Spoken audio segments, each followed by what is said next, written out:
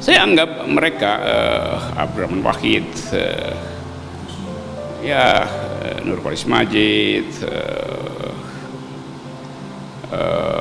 MH Ainun Najib segala macam, itu satu komunitas berpikir di Orde Baru yang datang dari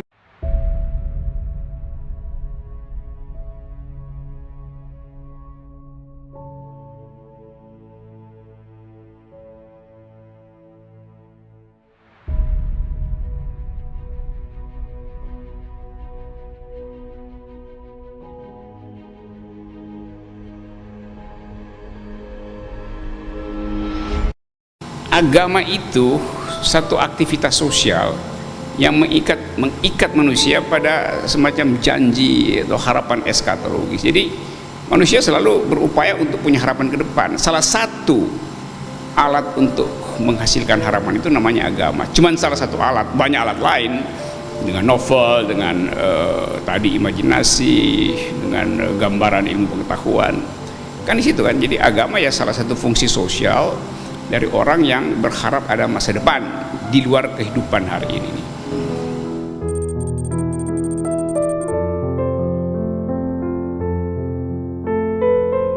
Wah, itu saya nggak tahu karena saya belum pernah.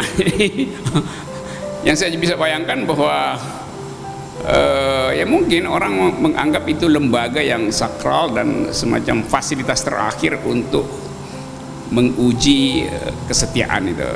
Tapi juga yang terjadi adalah 5 tahun pertama biasanya perkawinan itu diuji dan banyak yang berantakan itu. Jadi kesetiaan ternyata tidak harus dipastikan melalui perkawinan itu. Kesetiaan, komitmen terhadap kasih sayang atau soal lain. Ya mungkin ada teori lain bahwa berkeluarga harus melalui perkawinan, reproduksi harus melalui perkawinan. Ada aspek rekreasi tentu, seks, desire segala macam. Tapi semua itu juga bisa orang alami tanpa perkawinan kan. Cuma perkawinan satu-satunya lembaga yang diresmikan negara untuk urusan memastikan legalitas keturunan, properti, warisan segala macam. Jadi aspek legalnya sebetulnya lebih menentukan daripada aspek ikatan emosional. Karena lebih banyak orang menganggap bahwa secara emosional perkawinan bisa retak asal harta gonogininya terbagi merata kan. Lagi banyak orang lihat sisi materinya tuh. Oke.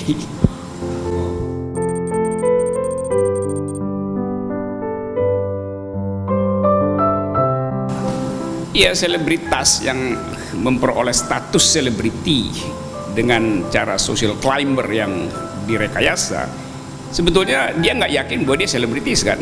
Kan sebetulnya batinnya terpecah kan. Karena selebriti itu orang yang paham soal-soal publik sebetulnya tuh.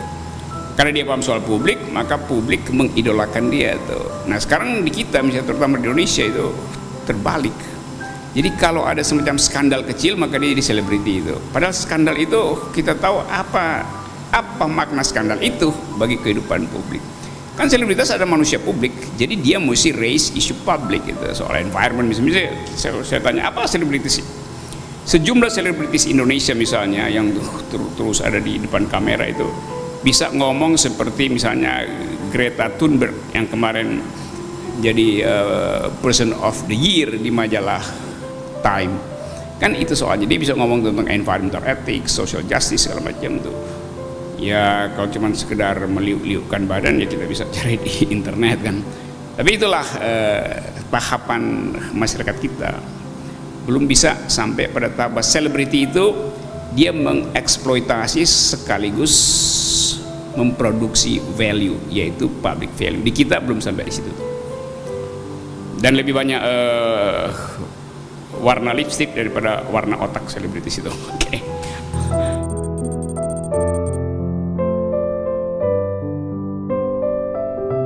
Saya anggap mereka Abdurrahman Wahid, Nurholis Majid,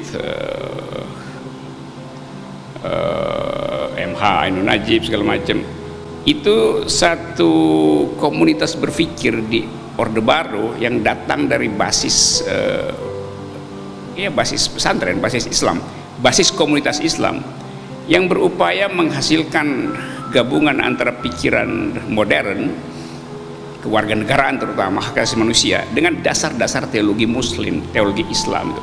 Jadi di situ saya bergaul dengan mereka, dekat dengan pikiran mereka, karena cross cutting, karena pertemuan atau bukan pertemuan sebetulnya, persamaan cara pandang tentang demokrasi itu.